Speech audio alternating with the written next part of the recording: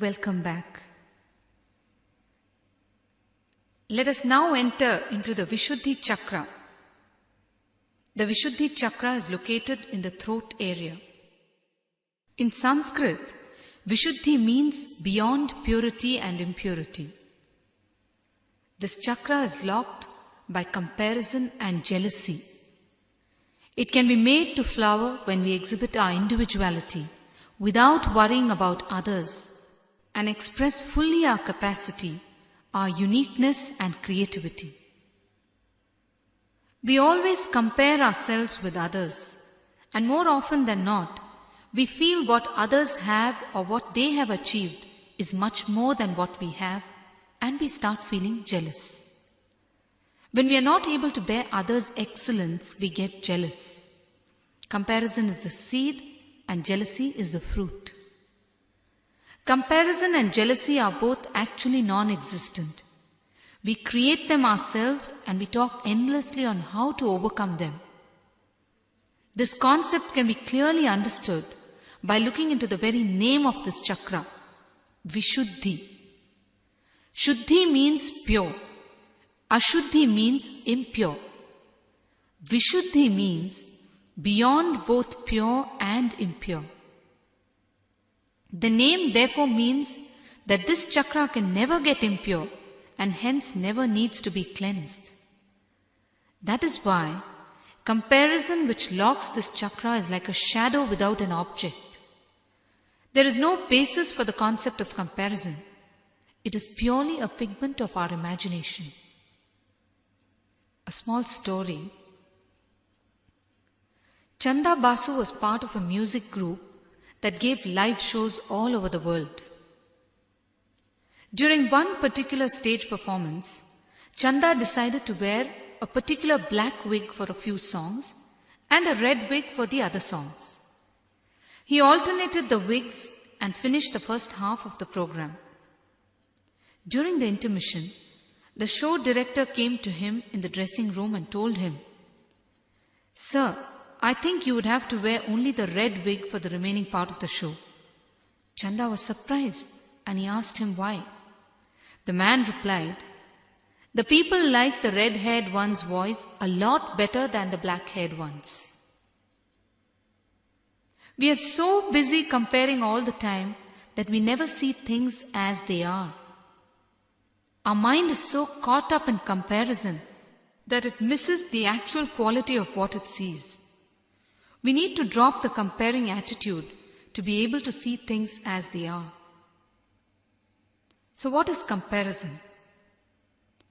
Can someone tell me what are the major areas where you normally compare? I'm sure you will be able to readily come out with it. Swamiji, beauty? Beauty. Each one has his or her own comparison areas. All right, next. Wealth, name and fame, power, prestige, knowledge, health. Okay, so these are all the major areas of comparison where we normally compare ourselves with others, is it not? We can categorize these areas under 4 major categories: money, knowledge, beauty, which includes health, and status. All your problems, all your complexes are nothing but these 4 things. Am I right? Now let us say that you queue up all the people in the world in ascending order of money. You are also part of that queue. Where would you think you would be? Somewhere in the middle, Swamiji. Exactly. You will be somewhere in the middle, is it not? You will not even be able to count the number of people on either side of you in the queue. The people in front of you will be so many in number, and the people behind you will also be so many in number. And the people might have to keep shifting their places also, because the amount of money that they have keeps changing every minute. Now with your thoughts, you have to decide if you are going to look at the length of queue in front of you and feel jealous, or look at the length of queue behind you and feel relaxed and grateful to God. It is in your hands. You very well know that nothing can be told about where you are in the queue, but the thought disturbs you all the time. We are haunted by a phenomenon that does not really exist. It has got a negative existence. Let me explain to you what I mean by negative existence. Take this bell here that is beside me. If I want to remove this bell, I can simply take it and leave it outside the room, and it will not be here anymore. Am I right? This bell has a positive existence, and so it is possible for me to do this. Now let us say there is darkness in this room. Is it possible for you to take the darkness and keep it out? No. But if I bring light into this room, the darkness will disappear on its own. This is because darkness does not have a positive existence. It has a negative existence. Because it has a negative existence, we cannot simply remove it. In the same way, comparison does not have a positive existence. It exists only in our minds. It happens only when we exercise a certain thought in our mind. And because comparison does not exist in reality, you cannot overcome it by simply asking it to go away. You can overcome it by bringing in an understanding about it in your mind. Just like how when you bring in light, the darkness disappears. In Sanskrit, the word illusion is translated as Maya. We say, Yama iti Maya, which means that which does not exist is Maya. That which does not exist, but which continuously disturbs. That is the property of Maya. You simply give life to it, that's all. Comparison is pure illusion. Yes, you have a question? Swamiji, it is better that we don't look at either side of the line. Why do you say that? And anyway, why should you fear to look? The fact that you are afraid to look itself shows that you are running away from your own mind. If you can look but not be affected by what you see, then you have found the right way. When you are able to look at everything, what you have and what others have, and feel a fulfillment all the time, then this chakra will be in an energized condition. See, be very clear. I'm not using the word contentment. People often say learn to be contented. You can never learn to be contented. Contentment has to flower as a result of an experiential understanding of the negative existence of comparison and jealousy. It has to flower out of a deep feeling of gratitude for whatever has been given to you. This cannot be imposed from outside. It has to flower from within. Just try to understand clearly whatever is being told to you. By repeatedly listening to the truth, you can open up a space within you where it can be experienced. Every problem has the solution in it if you are willing to look into it deeply and with a sincere mind. If you just look into comparison and jealousy deeply and consciously, you will be able to see that it is a mere play of your mind and nothing more than that. When you are on your own at home, you will think that it is enough if you have a home and car for yourself. You will feel relaxed at this thought. You will feel moments of gratitude and fulfillment also. But after some time, when you step out of your house in your car and stop at a traffic light, what happens? A Mercedes-Benz pulls up beside your car, and your mind simply switches its thinking. You start thinking that your car is just no good. You start thinking that it is high time that you bought a new car, if not a Mercedes-Benz. Just a few minutes earlier, you were happy with your own things. But now what has happened? You are starting to work out a new desire, a borrowed desire. Be very clear. This is not your own desire. It is a borrowed desire belonging to someone else. It is the desire of the owner of the Benz car. And this is how you start working on others' desires in your mind as a result of comparison and jealousy. You may never have felt the need for a refrigerator in your house. But if your neighbor buys a refrigerator, immediately you will feel that you cannot do without it. And immediately you will find all the reasons in the world why you need a refrigerator. All these days you are managing without a refrigerator. Nothing has changed. But what has happened? Your mind has stepped in with comparison. Of course, you will never own up to borrowed desires.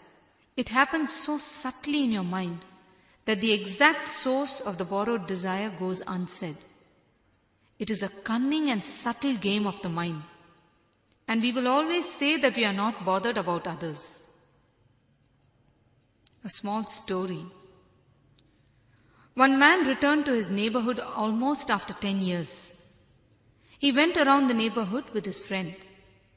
He was surprised to see the many changes in the place. He commented to his friend, "Prosperity has changed the face of this whole neighborhood." The friend replied, "No, not prosperity, just plain jealousy. We are all the time trying to beat the other." When you are after borrowed desires, you will never stop. Because when you are on the verge of realizing any one of them, another borrowed desire will come up from somewhere and you will be on the track once more. You will keep running because you are not centered within yourself. Your center keeps changing. Your center is on other people, not inside yourself. And their center is elsewhere, not inside themselves. Imagine how much you have to run, how much you have to pull and push according to the mass sway of your thoughts and emotions. You become like a puppet. I tell you, every time you want something, sit by yourself and think if you really want it or you want it because someone else has it. Do an honest analysis of each of your desires when they surface. Drop all your prestige problems and do a self-analysis.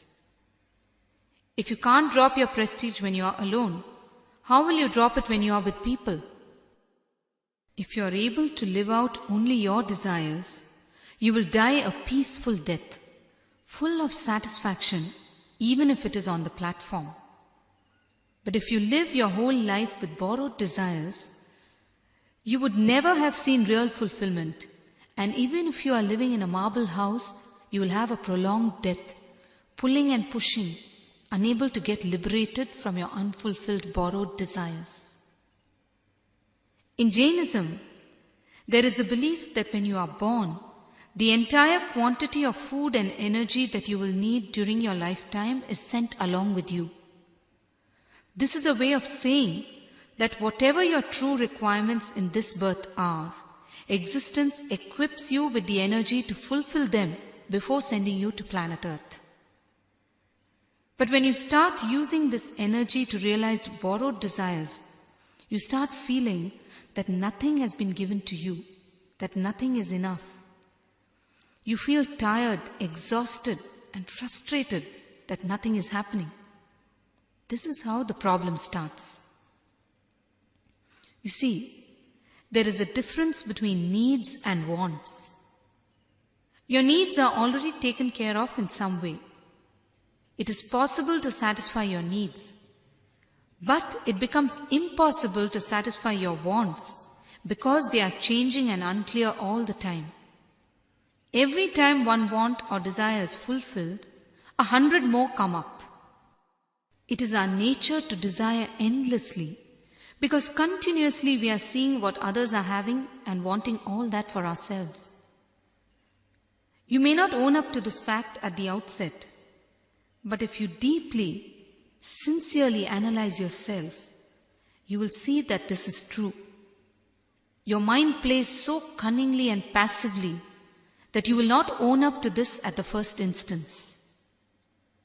For example, you go to the shop to buy a fan for your house, but on the way you meet friends on the road, and they tell you that they are going to buy some other things in other shops.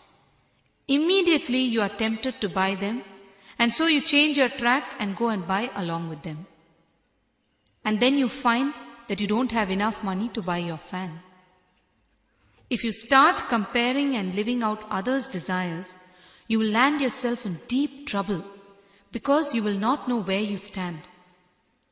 Always measure yourself with your own meter, never with others' meters. It is the most foolish and dangerous thing to do. In some places in India you can see, there will be monkey trainers who make a living out of training monkeys. They will carry a stick with them and use it to prod the monkey to do whatever they want it to do. They will wave the stick and shout, "Dance Rama, dance," and the monkey will dance. Then they will say, "Turn cartwheels Rama, turn cartwheels," and the monkey would turn cartwheels. The monkey will simply dance to the tunes of the stick. Like this, we allow a stick called comparison to run our lives. We dance to its tunes, doing things that are not our own things, but things that are dictated by the stick. There is no end to comparison, no end to our expectations. We're all the time asking for more and more and more. You're constantly in the rat race. How will you then relax and enjoy and feel fulfilled? And the thing about being in the rat race is, even if you win, you are only a rat. But somehow, late in life, at some point in time, you understand that even success in the rat race doesn't give you a sense of fulfillment. Even success leads to a deep sense of discontentment. This is because, while you may have fulfilled all the material desires in the outer world, you have ignored your being all the time. The call of discontent is from your being. When you understand that, you turn towards spirituality even if it is too late. But when you don't understand that, you turn towards depression because you don't know where you are missing. You don't know where the thread is. You don't know where you lost it. You don't know where you went wrong. I can tell you from my experience, existence is always showering upon us. There is such abundance, but we are so well trained in the discipline of discontent. We have become so insensitive to what we receive. We always want more because someone or the other has more. Because comparison has become an unconscious process within ourselves. Because we don't know how to live a fulfilling life with a center within ourselves. A small story. One man was doing rigorous penance in a jungle for God to appear. God descended and appeared before him. He told him to ask what he wanted. The man was overjoyed. And he told God that he was a landlord and that he had lost all his wealth and that he wished to become wealthy again. God took pity on him and said that the following day, if the man ran from dawn to dusk, all the area covered by him would be his. The man was extremely happy. The next day he started running even before dawn. He ran as fast as he could. Close to noon, hunger beckoned, but he didn't pay heed and he kept running. Early in the evening, thirst and fatigue gripped him, but he was goaded on by the thought of the neighboring landlord who owned many acres of land. Pictures of all his wealthy contemporaries came to him and he ran on. He ran and he ran and he ran. A little before sunset, he felt giddy and weak, but he managed a few more steps. At twilight, he faltered and fell dead. This is how we live our lives. This is how we all live our lives. We run the race without even stopping to think why we are running. We run because everyone else is running. Shankaracharya beautifully describes this as tatakkim, tatakkim, tatakkim, which means what next, what next, what next. We are all the time thinking what next. This is what causes us to run. Chanda Basu was found crying at the doorstep of his house. His friend asked him what the matter was.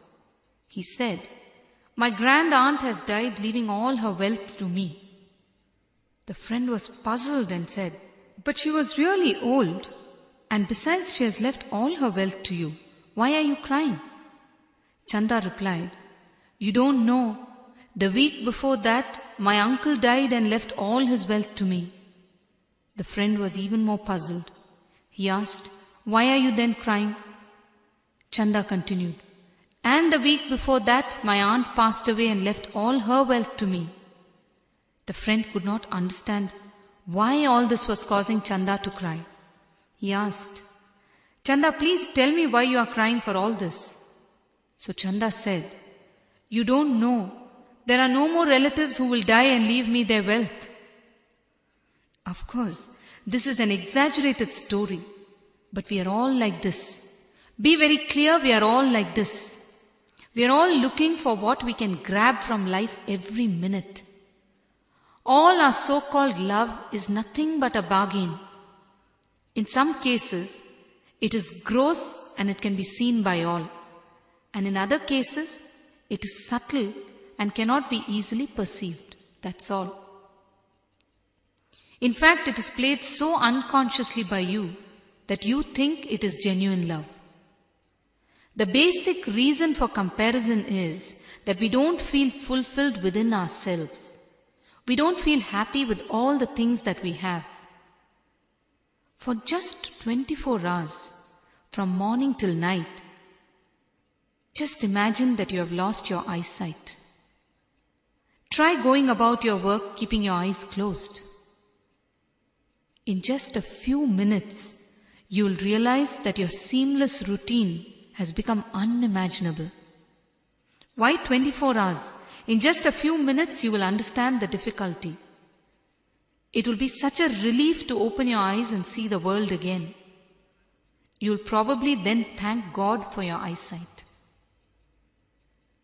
Do you ever compare yourself with people who don't have eyesight and thank God that you have been given eyesight? Have you ever spontaneously felt thankful for your eyesight? No. Why not? Because whatever has been given to you is always taken for granted. That is the reason.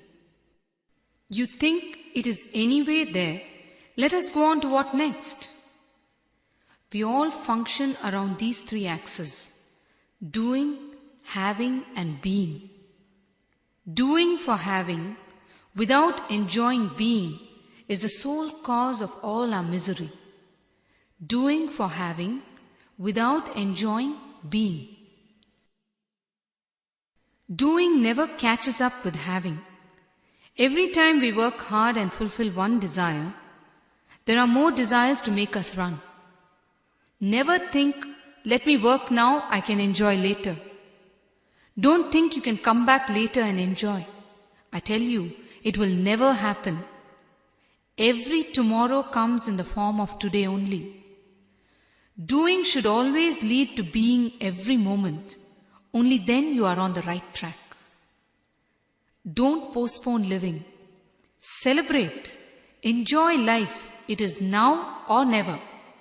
We all run throughout our lives thinking that we can enjoy later, but we land up finally running into the graveyard. When you get into the running track, you lose your real capacity to enjoy, and you forget how to enjoy. As they say, there is more pleasure in the pursuit than in the attainment. Always, as long as you are chasing something, it seems that it is worth the whole world. But after you get it, somehow it is not as important any longer. If you become aware of yourself and understand what exactly you want and try to do that alone, you will never find yourself in this kind of a self-contradictory and fragmented situation. Ramana Maharishi beautifully says, "அடைவதர் முன் கடுகே ஆனாலும் மலையாய் காட்டி அடைந்த பின் மலையே ஆனாலும் கடுகாய் காட்டும் மாயமனம்." It means, mind is that illusion which shows a tiny mustard seed to be a huge mountain until it is attained, and a mountain to be as insignificant as a mustard seed once it has been attained. Comparison is a root cause for this kind of attitude. The mind simply sees everything around it and plays up. I am not asking you to renounce all your desires. I am not asking you not to compare. I am only saying, bring clarity into your comparison. Bring clarity into jealousy. Be clear as to why you are running. Don't run because someone else is running, that's all. People ask me, Swamiji, unless we compare, how will we know where we stand? You see, there are two kinds of comparison: constructive comparison and destructive comparison. In constructive comparison, you see what others have and you get an idea or some information about the things that you are not aware of. You increase your practical knowledge by seeing the things around you. You get an idea of how better things can be done. In fact, this cannot even be called as comparison. It can be called as gaining knowledge or improving your practical awareness.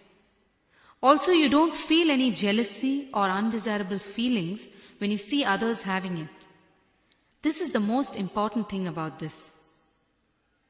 The real comparison we are talking about is destructive comparison, wherein you see what others have and are unable to accept the fact that they have it. You're not able to bear to see them enjoying it, be it beauty, money, knowledge, status, whatever it may be. It is then that you start wanting to possess that yourself, and you get into the cycle of borrowed desires. This is what leads to jealousy. In the whole world, someone is sure to be better than you at whatever you do. 99.99% chances are that you're not the world's best engineer, the fastest runner, or the most talented painter. Does that mean that you enjoy these things any less? Only when you think that you might be enjoying lesser than someone else, you start enjoying less. The moment the thought that someone else might be enjoying more than you comes in, your whole flavor changes. You become uneasy and jealous. You see, poverty itself doesn't trouble us. The thought that we are poor troubles us. We might be leading a peaceful life as we are, but when the thought that we are poor enters us, we suffer. And how does this thought come? By seeing others and comparing. We feel this way because this thought directly hits our ego and we shrink just like a mango. A small story. There were two shops across the street to each other selling the same kind of things. There was always a stiff competition between the two shops. The shopkeeper of one of the shops came out one day and he put up a signboard outside his shop, established in the year 1929. The shopkeeper of the shop across the street was watching this from inside his shop. The next day, he came out and put up a signboard in front of his shop. All fresh stock, no old goods. So if you are comparing yourself to others and reacting to it, it simply means that you don't appreciate yourself enough. You are reacting simply out of the cerebral mind, not out of intelligence. Your cerebral mind stores all that it sees and becomes a ready reckoner for you to react in an illogical way, whereas your inner intelligence sees things as they are and moves on. When you don't understand the potential you have been blessed with, when you have not discovered that you are enough unto yourself, you automatically don't feel confident about the stuff inside you and you start following others. Buddha says, nothing exists except in relationship. Suppose you are the only person on planet Earth. Will you call yourself tall or short, ugly or beautiful, rich, poor? Tell me. You can't call yourself anything, am I right? You will be simply you, that's all. Understand, this is the truth even when you are on this planet. Every individual is unique. Can you compare a lion and a horse? Do we ever compare ourselves to flowers or birds or mountains? We simply enjoy their beauty, is it not? In the same way, why can't you see and enjoy other human beings also? Although human beings appear to be the same, each one is unique and is traveling on a different path. As long as you travel on your path with full concentration, you will experience fulfillment every minute. You won't even know what it means to look at another person's track. A small story. Nitti Mudaliyar was driving along a dark village road where there were no street lights. He decided to follow the car in front of him to play it safe. They went on for some time, and suddenly the lead car stopped. Nitti went and crashed into it. "Why didn't you signal that you were going to stop?" Nitti screamed out. The driver put his head out and asked, "Inside my own garage?" If you concentrate on your own track, you will be continuously progressing and expanding your own capacity. You need to compare yourself only with yourself, never with others. You need to win yourself only by yourself, not by others. Every minute of comparison with others is simply a waste of time in your own progress. A man was once running a 1,000-meter race. After running 200 meters, he looked back and saw the rest of the runners were after him. Happily he ran on. After 500 meters, he looked back again and was happy that he was still leading, and he ran on. Every few meters he did the same thing and finally won the race. If the man had not looked back and concentrated only on running faster, he would have won the race in a much shorter span of time. He would have probably set a new record. In the same way, in our lives also, if our concentration is always fully on our own progress instead of on others, we can actualize our entire potential. But we keep looking at others and we miss out on realizing our full potential. Just lock yourself in a room and analyze how much of time and energy you waste in comparison with others. More than 60%, I am sure. Especially comparison and jealousy can just sap your energy like nothing else can. Your mind can get so busy working out and calculating how the other person has managed whatever he possesses. Your mind can get so heated up. Your whole system can get sapped because of these unwanted calculations. You can simply drain your energy in no time because of comparison and jealousy. We are all the time talking of conserving petrol, conserving water and electricity. What about conserving our own energy? What about using our own energy in a proper way? Why are we not conscious of our own energy? We don't see ourselves as blessed with energy. That is the reason. We are able to see outside sources of energy being wasted because we see the energy in tangible form. Whereas our own energy, we simply dissipate it in deep, unconscious ways, and then we complain that we have not been given enough. If you used all your energy for your own expansion, just imagine how much you can achieve. You can simply expand and enjoy with a feeling of liberation. See, the thing about comparison is, you always measure yourself with the weakest link in yourself or your performance. This is the trouble. Why do you want to do that? Never measure yourself with the weakest link. You don't have to be egoistic and claim yourself to be something great. But you can have some self-respect and see that you are unique unto yourself. Then you won't measure yourself in this way. When you have self-respect, you appreciate that each one is unique and you will understand that there is no scope for comparison. This is also the first step towards feeling grateful for just being. A small story. A king once went to a master to attain some magical powers, so that he could become more powerful than his neighboring kings. He sat in front of the master and he started telling him the purpose of his visit. The master listened patiently to the king. He then told him to go into his garden, where a rose bush and a cypress plant were growing side by side. He told him, "They are your teachers, and they can teach you what you need to learn." The king went into the garden, saw the two plants, and could not understand what he was meant to learn from them. He came back to the master and asked, "What do you mean, master? I am not able to understand how they will teach me." The master took him to the plants and explained, "This cypress plant has been next to the rose plant for many years.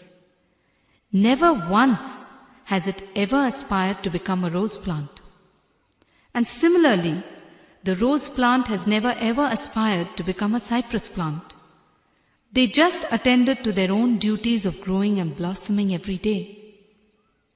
If a man had been the cypress plant, he would have compared himself with the rose and felt jealous at the attention that the rose plant was getting from people. Or if he were the rose, he would have looked at the cypress plant enviously, thinking how peaceful the latter was without the torture of getting plucked by people all day." The master said, "This is the most powerful, magical power you can attain." You see, the two plants prospered because they used all their energy in their own growth. Not even an iota of energy was wasted on analyzing the other's growth. 100% of the energy that they had was used for their own growth. In the same way, if you spend all your energy in running the race with yourself, in competing with yourself, you progress in leaps and bounds. When you look back at how much you've progressed, you will not be able to believe it. This is also the only way to acquire undisturbed and permanent peace. Understand how important it is to get undisturbed peace. When you run with others, you will get short-term peace. Say at the end of every achieved desire, and this peace will disappear the moment you are on the next trip of comparison. On the other hand, when you are running only with yourself and progress drastically, you will have undisturbed peace. It is such liberation to have peace that cannot be disturbed by others. Be very clear, the moment you feel disturbed by another person, it means that there is some block, some lack of understanding inside you. It means that you still depend on others for your peace. Society is the name that you give to your own weakness, to your own lack of clarity. There is no such thing as society. The sky is the limit, and there is no such thing as a sky. Expansion is life, contraction is death. You are unclear within yourself, and so you blame people for it. The moment you are caught in the cycle of making others' dreams a reality for yourself, you are in the rat race. Comparison and jealousy are nothing but borrowing others' dreams and trying to make it a reality for yourself. It takes Shakti or power to be in the rat race. Shakti or power will make your dreams into a reality, but the real achievement is an understanding that reality is actually your dream. And to understand this, you don't need power, you need buddhi or intelligence. Power will make your dreams a reality, while intelligence will make you understand that reality is your dream. Intelligence will make you understand that you are already what you need to be. You just need to wake up to it, and that everything else that you're trying to make as a reality is only borrowed and illusory. We are always looking to achieve in the outer world. This is the root cause of comparison and jealousy.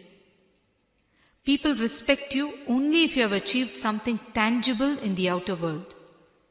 Educational degrees, beauty titles, company designations, published papers, bank balances, all are scales that society uses to grade you. See, first of all, you don't need to be graded by anyone. Place trust in your own intelligence and grade yourself. Of course, there is a lot you can achieve and serve humanity in the outer world. After all, only because of the achievements of science you are able to hear what I am talking through this microphone today. But understand, there is a lot to be achieved in the inner world. The outer world achievements are all incidental. They will get you instant name and fame and money. But the real achievement is in the inner world. Center yourself well with acute awareness and simply take part in the outer world activities like a lotus untouched in a pond. Let the work in the periphery go on undisturbed, but center yourself in your being. You will then be able to perform much better in the outer world because your inner intelligence will be growing and guiding you. It will be guiding you in performing and watching the results as a mere observer. Then automatically, you will stop swaying in accordance with the outer world achievements. You will feel stability and joy in the center of your own being. Finding your center is the only way out of this whole cycle of comparison and jealousy. How many successful businessmen today are facing what is known as depression of success? They've achieved everything they wanted. They've realized their own dreams, borrowed dreams, everything. But they don't feel fulfilled. There is a void in them. They start wondering what for they ran so much. The desires and strong feelings that goaded them in their rat race are no longer there. They are confused about themselves. The grip that they had on themselves in their days of business suddenly seems to weaken. This is because they ran without awareness, without stopping to give an appointment to themselves, without any self-inquiry. As a result, when they stop running, or when suddenly they can't run anymore, they fall back into themselves and suddenly find that they are out of sync or diseased with their own being. And this is what becomes depression or disease. When you fall into depression of success, you can resort to 3 ways. One is resorting to drugs, addiction that will lead to further depression. The second way out is suicide, which is escapism. The third way out is meditation, looking inward for the solution. The intelligent one takes the third way out. A self-inquiry can be the way to bail you out of this depression. The problem is inside, while you keep searching for a solution outside. You have neglected your being for such a long time, and the depression that you feel is actually the call of your being. That is why again and again, masters have given ever so many techniques to center yourself in your inner core and just merely function in your periphery. When the same thing is told to you when you are at the peak of your career, you will not be willing to pay attention because you have enough energy, all the energy that you have come with to face the downsides of off-centric behaviors. Once your energy starts waning, you feel that something is wrong somewhere. That something is what masters try to tell you again and again. Albert Einstein, the great physicist, was on his deathbed. There were some close people sitting around him at that time. One of them asked him what he would like to be reborn if ever he was reborn. Everyone expected him to say that he would like to be reborn as an even greater scientist or something like that. Einstein replied, "If ever I would be reborn, I would like to be reborn as a plumber." He felt that he had achieved all that was to be achieved. He gave the world great truths, but felt that his whole life had become a great lie. During his last days, he felt that all through his life he was caught up in the outer world incidents and that he had missed the deep connection with existence. That is why he says that he wishes to be reborn as a plumber and not as a scientist once again. Even when you are caught in the peak of activity in the outer world, don't allow yourself to slip into becoming a machine. This is an easy task for a spiritual person and a difficult task for a materialistic person. You see, in this whole process of comparing and running, you actually become a machine. Much of your daily activities becomes unconscious. You're able to drive a car without even being aware that you are driving it. You become a machine just like the car. Right from brushing your teeth early in the morning to going to bed, you work like a programmed robot with absolutely no awareness of yourself. You become efficient in all that you do, no doubt, but you have lost the humanness in you. You have gone so far away from the purpose of taking birth on planet Earth. You're so disconnected from your being. When you are in continuous awareness, you will not only be able to do things efficiently, but you will also do things with totality, with a sense of fulfillment, because you, the microcosm, will be in tune with the macrocosm or existence. You will fly with roots on planet Earth. When you fly without this, you are forever in the fear of falling down any moment. So understand, working with awareness not only increases your efficiency, but also ensures that you don't stray away from the purpose of your being. Alright, now let us talk some more on jealousy. Jealousy, as you all know, arises out of comparison. When we are unable to bear the excellence of others in any aspect, we start feeling jealous. And there are so many reasons why we get jealous. For example, the moment you see that another person is more beautiful than you are unable to bear it. You start feeling terrible inside yourself. And you feel that it is natural that you must feel jealous because that person is more beautiful than you. First of all, understand, God is an artist, not an engineer. If he was an engineer, he would have made every woman or every man with the same mold. He would have probably made every woman with the mold of Aishwarya Rai. She is considered to be a very beautiful woman, is it not? And he would have made every man in the mold of Hrithik Roshan or Shah Rukh Khan. But God is not an engineer. He is an artist. He has made everyone in a unique way. You are beautiful unto yourself. Every being is beautiful. With what scale are you measuring beauty? There is no scale. It is all your own ideas and concepts, that's all. And just think, even if your so-called cinema idol is beautiful, can you enjoy a single cup of tea through his or her form?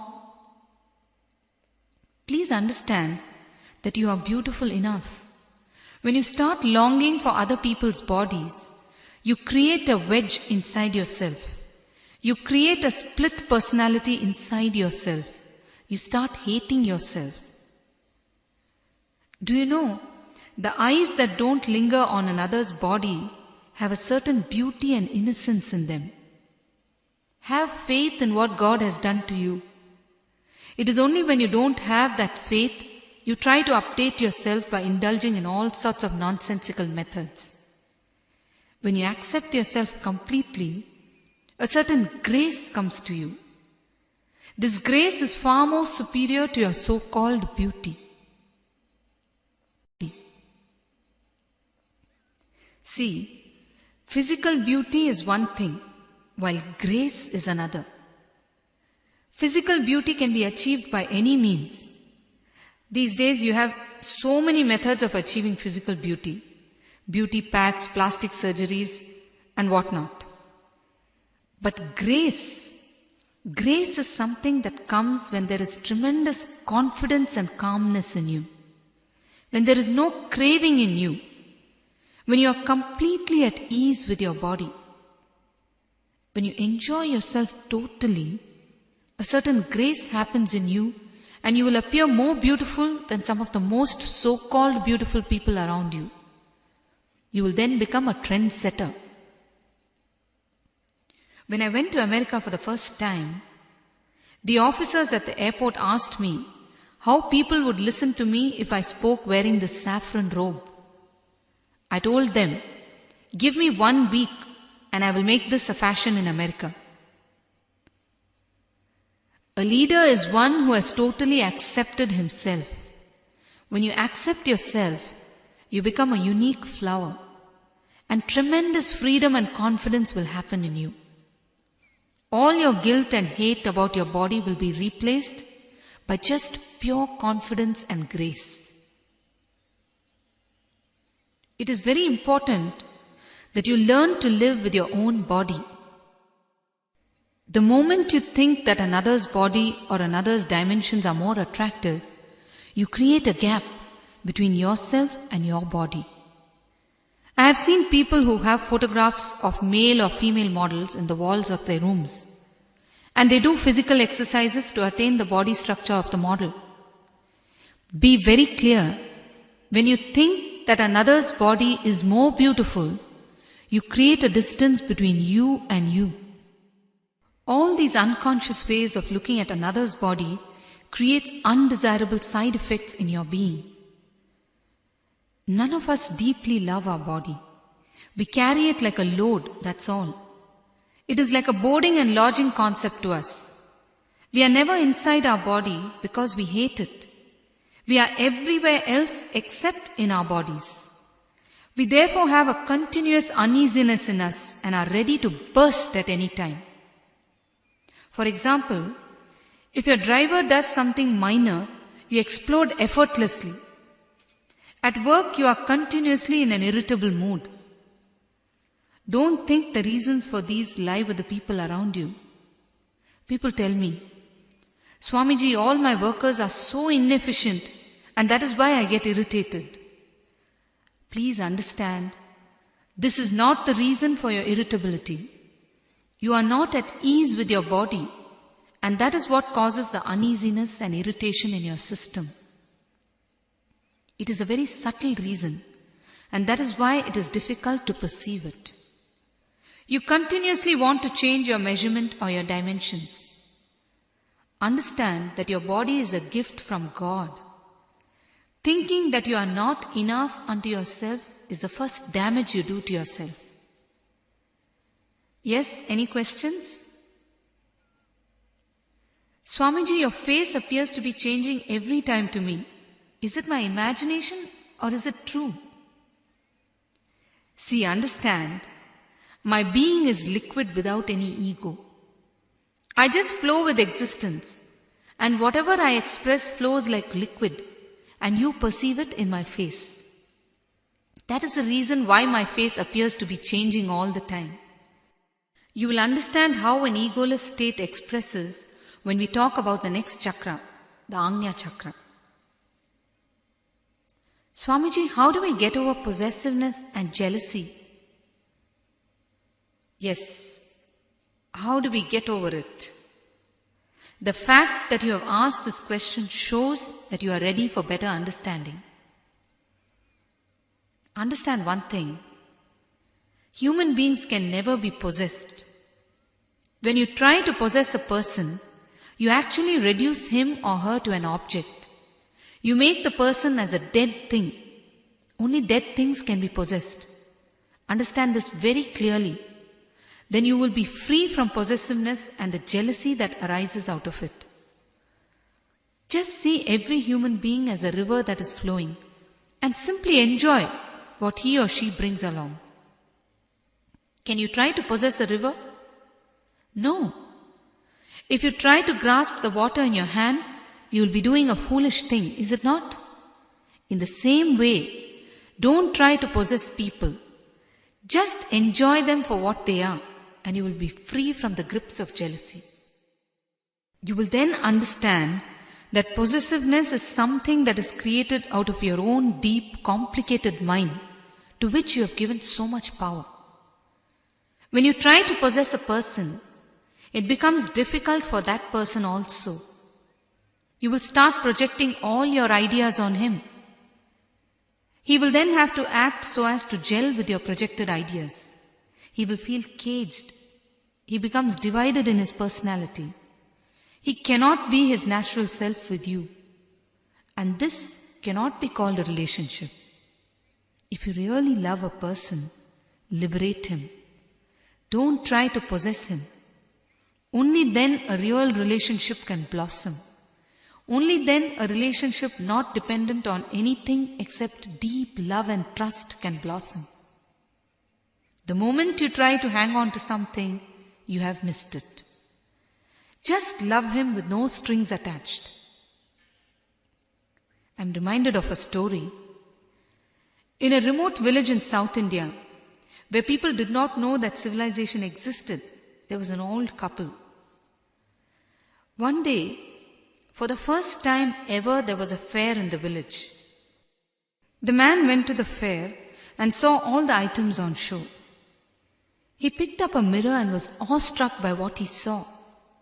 He had never seen a mirror in all his life before. He took it home with him. Now and then he would take out the mirror, glance at it, and put it back before his wife could see it. The wife, however, noticed it, and when he was out one day, she picked it up and looked into it. She exclaimed, "Another woman, just as I thought." There is no end to our imagination because of our possessiveness and jealousy. Almost always, our imagination is not in tune with reality. If we just stop and look deeply into our jealousy, we will understand that it is baseless and needless.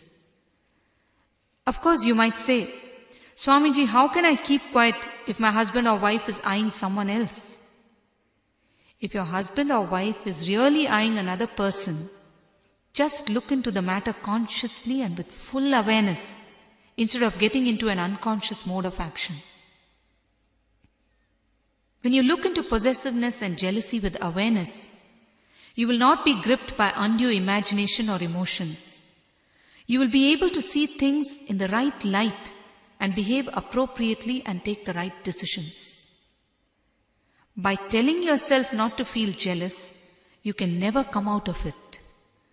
Only if you bring awareness into the whole thing and understand deeply, it will help.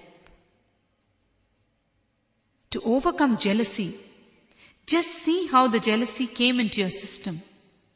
Just analyze the sequence of thoughts and emotions in your system, and then undo it by reasoning out the whole process with your intelligence. Once you understand that jealousy is like a shadow without an object, you'll realize how absurd it is and how much it has tormented you. Getting liberation from jealousy is a great liberation in one's life.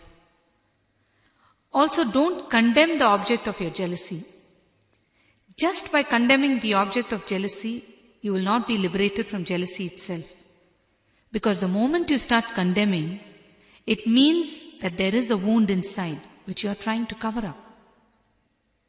By condemning the object of jealousy, you might be liberated from that particular object of jealousy, but you will simply get fixed into another object of jealousy, that's all. It is like saying sour grapes and moving on to another vineyard. So trying to overcome the object of jealousy is not the solution.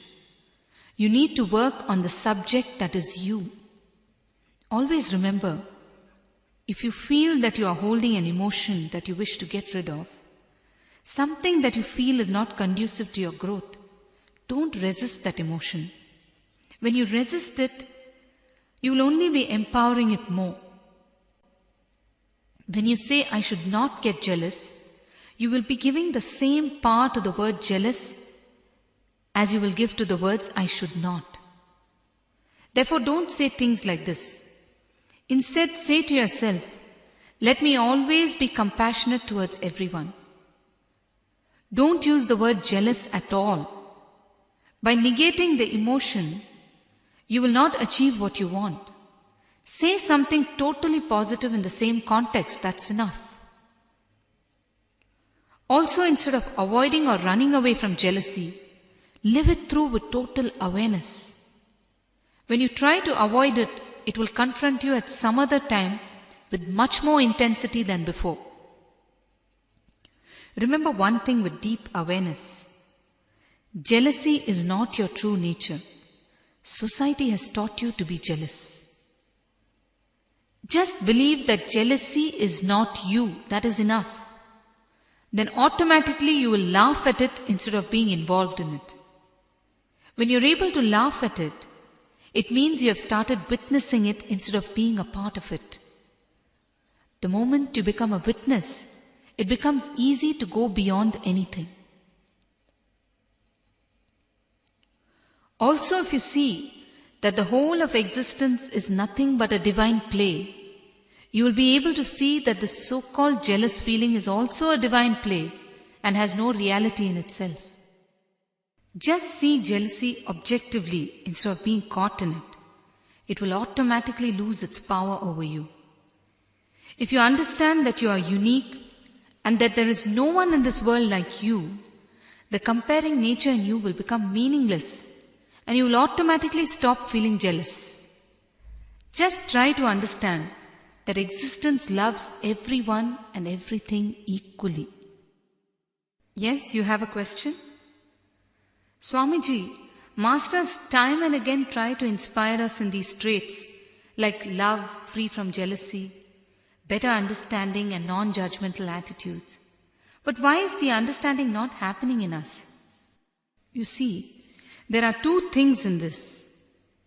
When we catch the principles of the Masters and make a sincere effort in transforming ourselves, we have caught the right thread and we will enter into bliss.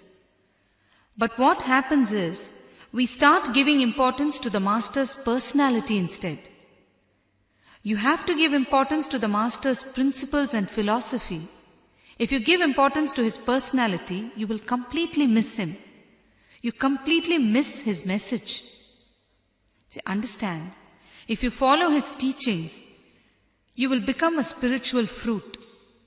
If you cling to his personality, you will remain a religious nut. Religious nuts are the ones who create confusion and conflict and remain where they are. Whether it is Krishna's message in the Bhagavad Gita, or Muhammad's message in the Holy Quran, or Christ's message in the Holy Bible, the message remains the same. Just the expressions vary. Whichever master you have the fortune of following, just follow. But when you start following the personalities instead of their teachings, when Krishna becomes more significant to you than the Bhagavad Gita, you start creating trouble for yourself and for others. When Krishna and Christ meet, they will surely embrace each other. But when Krishna's cows and Christ's sheep meet, there is bound to be a fight. Each one from a different following tries to spread peace, claiming that his master's philosophy is the best. What happens then? Instead of spreading peace, we become pieces ourselves. When you try to force your so-called peace on others, the problem starts. This is how we complicate matters and miss the message, not only in one birth, but in several births. Masters keep happening on planet Earth out of sheer compassion towards humanity. Man somehow manages to survive them. The second thing, instead of pointing fingers at others, or instead of waiting for a good time to start practicing, if each of us starts practicing what we hear, from the very moment of hearing, things will automatically start happening around us. For example, I tell you to start loving plants, animals, trees, and the humans all alike, isn't it? Instead of waiting for an auspicious time to start practicing it and eventually forgetting all about it, you can immediately start internalizing what I said and start practicing it. The simplest way to start might be to avoid abusing nature while you're walking on the road or inside your own home. When walking, some of us have the habit of breaking twigs off trees or plucking flowers. You could consciously stop doing these things and look at these things with more awareness and love. You could embrace nature to start with. This is a sure way of starting to enjoy and appreciate instead of feeling jealous. These are the ways not to miss the Master's teachings. But what do? You come here and you listen to me talking, or buy and read some of my books. And then you praise me as a great orator and forget about me. Or you advise some friends to listen to my speeches and you simply go back to your old ways of doing things. What can be done then? Please understand, I don't want you to preach my teachings to others. I want you to practice them. Listen to this small story. A man went to Africa for a holiday. He was walking in his backyard one day when he was confronted by a lion that leapt at him. He quickly ducked and the lion landed in the bush nearby. The next day, the man went walking again and the lion appeared and attacked him once more. But again he ducked and it landed further away in the bush nearby. The next day, the man stood inside his house and looked outside to see if the lion could be seen anywhere. He spotted the lion behind a bush, and to his amazement, he saw the lion practicing low jumps. See, when you apply the knowledge that you gain, you can grow in life. When you simply want to collect knowledge, it is of no use. If you are going to simply collect knowledge, only your memory will grow, not your being. All the knowledge gained should be applied to your inner growth. Else you are no more than a walking library. I have seen people, they read voraciously and they listen to different people's lectures on philosophy and they also talk extensively about it. But when it comes to application, they are totally lacking. They simply become books for other people's reference. They read and they don't digest it fully. They simply vomit it on others, that's all. Then what is the use? Only when you yourself grow with awareness, you can help yourself as well as others. You need an experiential understanding. The key here is not even applying what you hear for the sake of the outer world benefits. It is applying what you hear to bring in more awareness into yourself, to understand that the outer world is an illusion and that everything that needs to be achieved is inside you. The milestones reached in the outer world will then become just incidental in the whole process. When you listen to Masters talk, just absorb and imbibe. Masters talk only the truth. It is like this.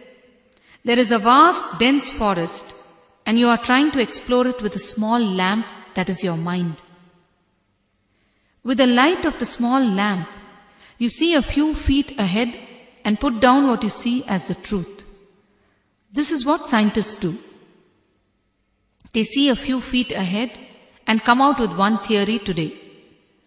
After some time, they go a few feet further ahead with that light and see a few feet further now and see something more. Then they discard the truth they declared yesterday and bring in a new truth. Be very clear. What was truth yesterday but untruth today could not have been truth even yesterday. Anyhow, this is how they are trying to explore a dense forest with their mind. But imagine now that there is a flash of lightning and the whole forest becomes visible in that single flash. Then you know the whole forest and you can go about explaining things as and when needed. This is what enlightenment is all about. It is seeing the whole forest in a single flash of lightning. Once this happens, you simply know. That is why what was truth to one master is truth to another master also. Their expressions may vary, but their ultimate experience is one. Either by experience you know or you don't know. When you try to answer with your intellect, you create only philosophies. So don't philosophize. Work on turning your understanding into an experience. In most of the tea shops in remote villages in India, you can see a familiar scene. There will be some standard visitors for the shop every day who discuss all the great philosophies of the world. The heads of all the great gods, masters and politicians will be properly chewed and digested by these people. All the atrocities being committed in town will be discussed without an exception. The whole world will be brought under scrutiny for lack of order and discipline. Finally, the man who spoke all this will finish his tea and he will leave, saying that he will pay for his tea the following day. The man who could not even pay for his tea will sit on the tea shop bench and read the newspaper from the first page to the last and pass judgment on everything that he has read. Even the editor would not have read the paper so thoroughly. The amount of time that these people spend at the tea shop benches would probably even cause depression on the benches. They spend all their time in this fashion. They don't spend one moment in trying to achieve anything. So the least you can do is internalize what I am saying and start feeling the truth behind it. Patanjali says, if you can bend 5 inches today, try to bend a half inch more tomorrow. Like this, you should work steadily towards experiencing the truth that I am giving you. Else, you will be no better than the people in the tea shops. They cause depressions in the benches, while you will cause holes in the mats sitting here, that's all. The problem is, most often when we hear words of wisdom spoken, we always feel that it is exactly applicable to our friend or relative who is listening to the lecture. We apply it to them and we secretly hope that they have got the message. In doing this, you have missed the message, that's all. I tell you, when I talk to you. Even if there are 1,000 people in the hall, I am talking to you. Please try to understand this. Every word of mine is pregnant with the energy that is meant for you. So please don't listen with such ideas in your mind. Especially when husbands and wives come to listen to the lectures. When I say a few things pertaining to practical issues, the husband will think, she should hear this. And the wife will think to herself that the husband should hear it. At the end, both will miss it. Man's inherent nature is to accumulate money and material things. At some point in time, he realizes that there are things that money can't get him. His pace in gathering wealth automatically decreases. He then starts gathering words or intellectual knowledge. This process somehow never stops. He becomes greedy for more and more words. One who has stopped gathering wealth and words will start searching for true knowledge. Often we ask questions not because we really want to know the answer, but simply because we are greedy for more words or because we want to show that we know something. If you look deep inside, only one question will arise, and that is the original question for yourself. If that question is answered, you will become enlightened. One man asked me, Swamiji, what is God? I slowly changed the subject and inquired about his family and his business. We spoke for nearly 2 hours. In those 2 hours, never once did he get back to his initial question. At the end of it, I told him, "Ayya, you asked me a question as soon as you came in. I did not answer it because it was not a question from deep inside you. If the question arises from deep inside us, we will never forget it, or we will never rest until we are satisfied with the answer." Some people ask questions, give the answers themselves, and then ask me for an answer. They are merely looking to collect supporting words from me, that's all. Questions are really a scramble for gathering words and collecting within us. We get a great feeling about ourselves when we gather these words, but we miss the great truth in doing so. We give more importance to the words than the truth. This is how we miss the Master. This is how we miss the understanding behind the Master's words. People ask me, "Swamiji, if we should stop comparing and everything, then does it mean we should renounce everything and become a spiritualist?" Most people think that the moment I say you should stop comparing and stop running, etc., I'm asking them to escape from all the worldly matters and become a spiritualist. Especially while talking about this Vishuddhi Chakra, they start feeling this way. You see, spirituality, or for that matter sannyas, is not about renouncing at all. It is about having the deep awareness which will automatically shrink your mad desires to basic needs. And it will give you the energy to fulfill them and turn inwards. Whatever needs to be done in the outer world needs to be done. No doubt about that. You have to earn your living. You have to look into related matters. You have to keep the body alive. All I am saying is, bring in awareness into all this, so that all unnecessary occupations in the outer world automatically disappear, and you live with a clear understanding of the purpose of your very birth and life. All forms of illusion, all borrowed desires, all instilled fears, all forms of jealousy and comparison, passion and lust will then undergo a complete transformation and become blissful energy to you. A small story. A master was walking with his disciple when they came to a river. The disciple was surprised and asked, "Master, are we going to cross this river now?" The master calmly replied, "Yes, we are. And be careful not to wet your feet." The disciple could not understand what the master was saying. The master was trying to tell him that spirituality is all about crossing the ocean of life without getting your feet wet. Spirituality is not about running away from worldly things. Be very clear about this. Spirituality is actually life engineering. In colleges, they teach you different types of engineering. They're all merely certificates you get in return for selling your brains.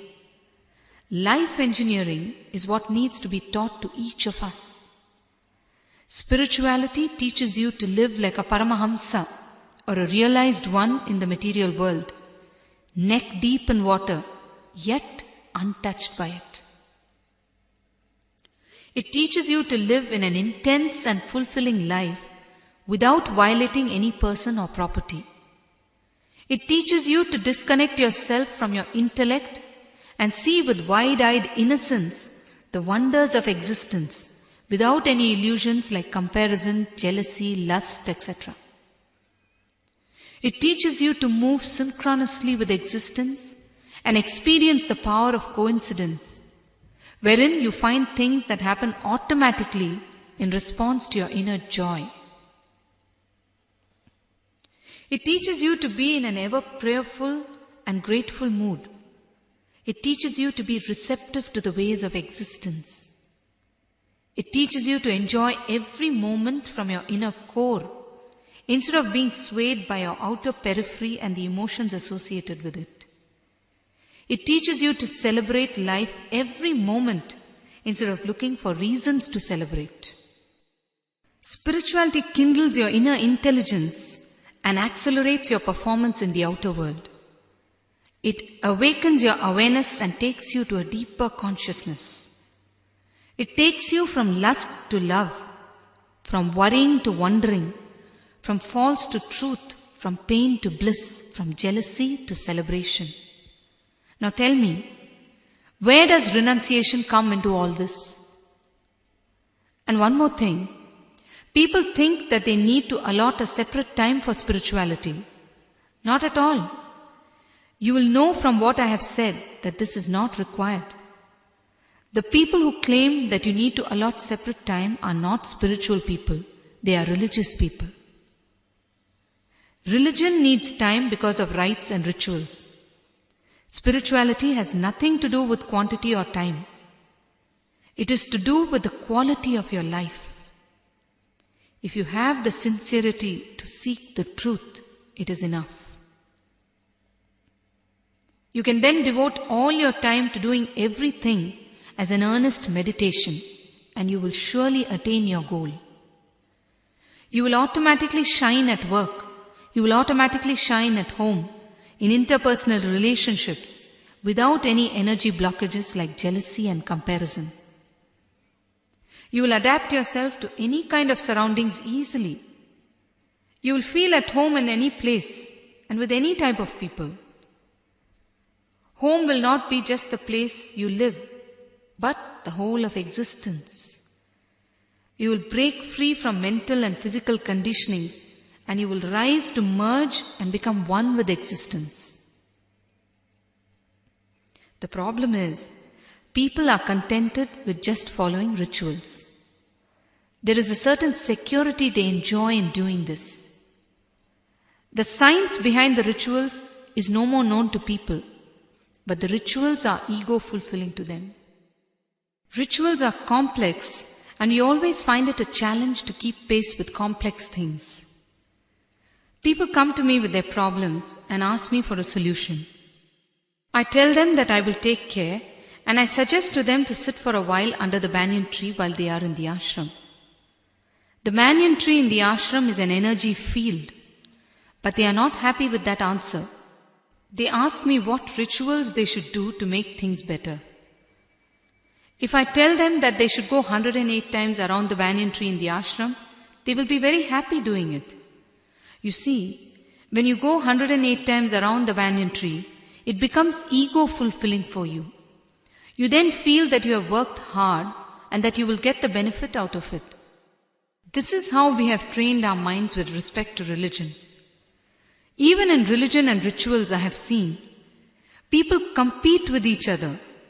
If your neighbor has done a particular offering in a particular temple, next you go and do the same offering in that temple. What is the focus on? The deity or the neighbor? You have missed the whole thing by doing these things. People feel proud in saying that they have visited so many important holy shrines all over the world. They make a list of the temples they have visited.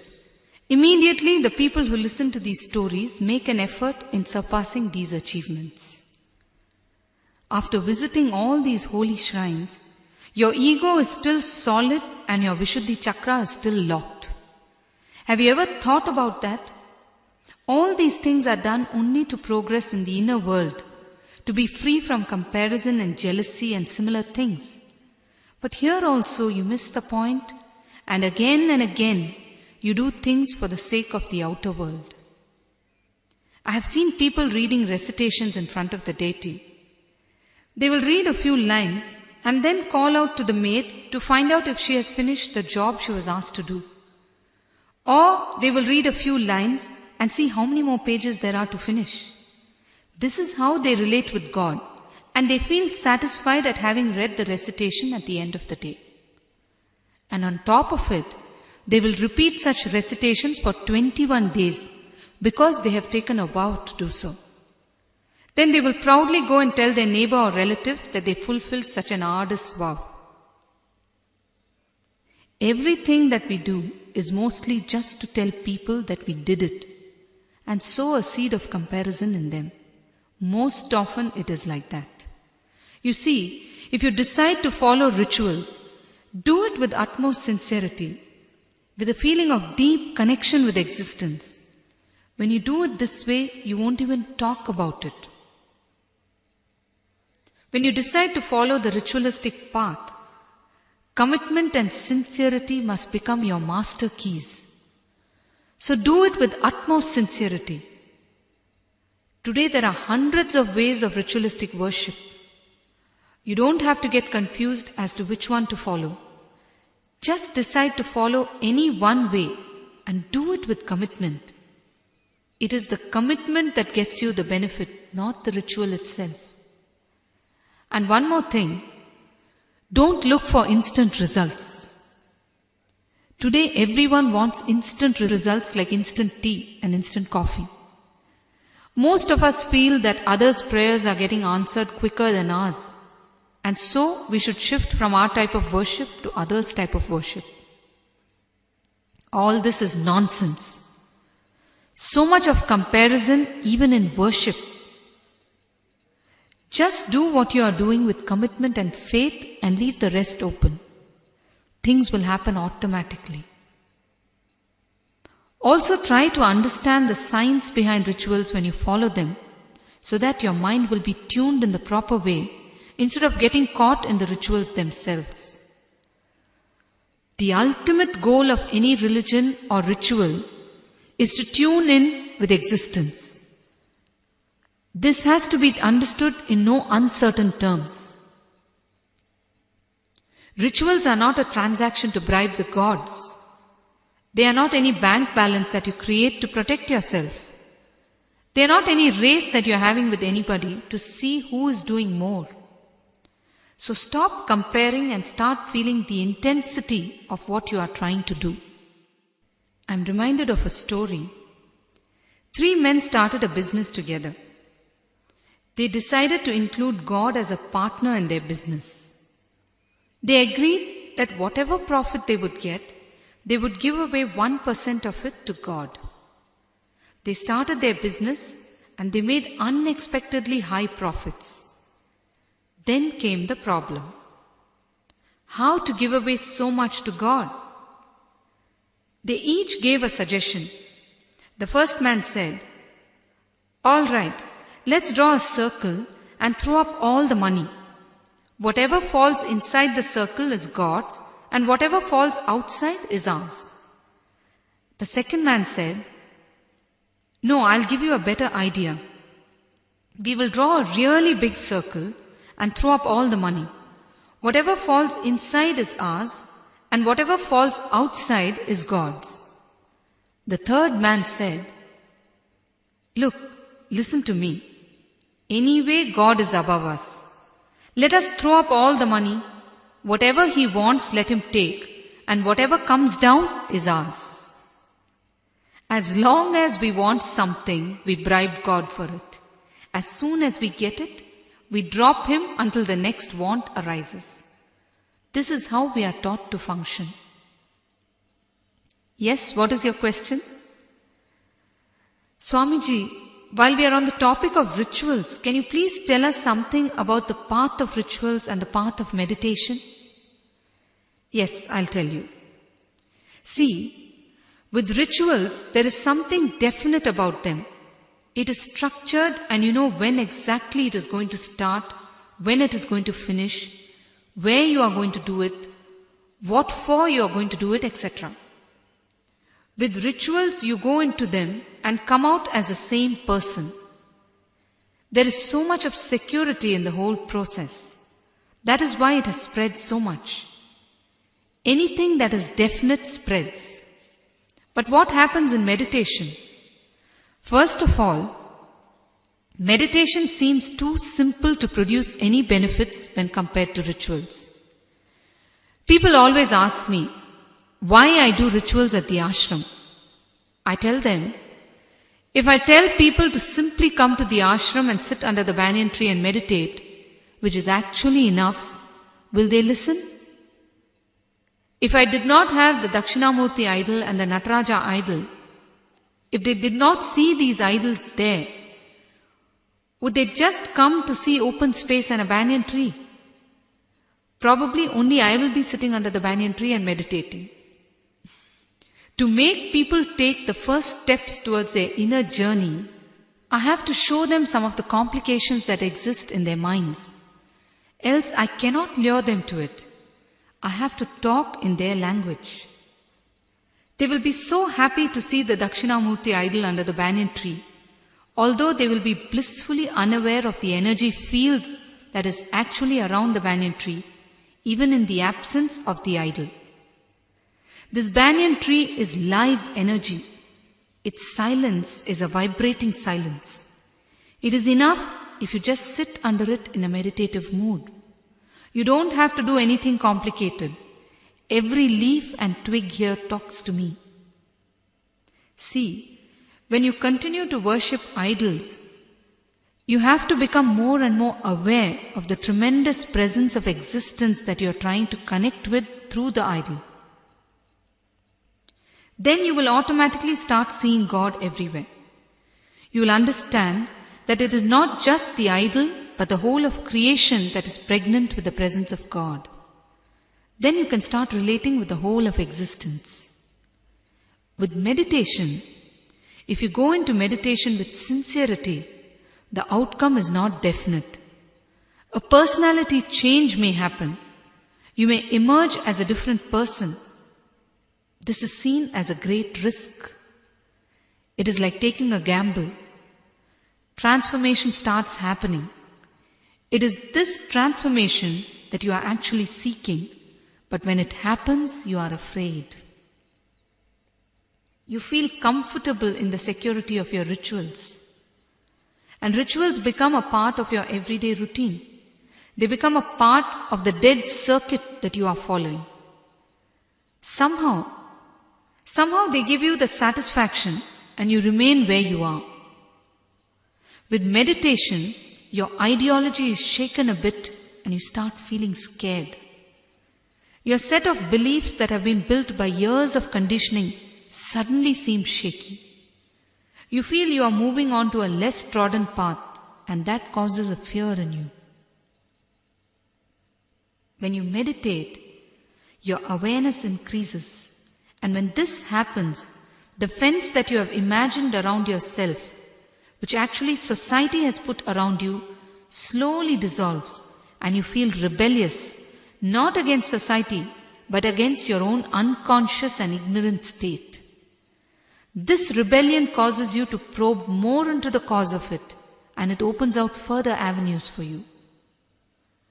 This is how you move deeper and deeper into a space that you have never entered before. A space which society does not even know. A space that society is wary of. A space that has all along been inside you but locked. A space for which you have been searching a key to unlock, but you are blissfully unaware of, not just in this life, but in many lives before. When you have found this space, you have arrived.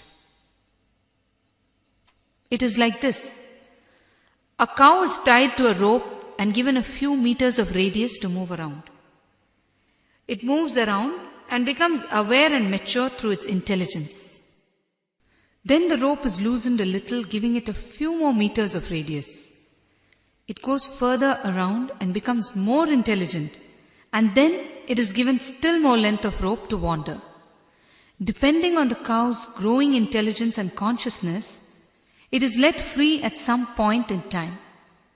The same thing happens in man. The rope or fence around man is proportionate to his consciousness. The more conscious he becomes, the greater freedom he enjoys, and the more his consciousness grows. See, it is a question of how willing you are to allow the transformation of your energy.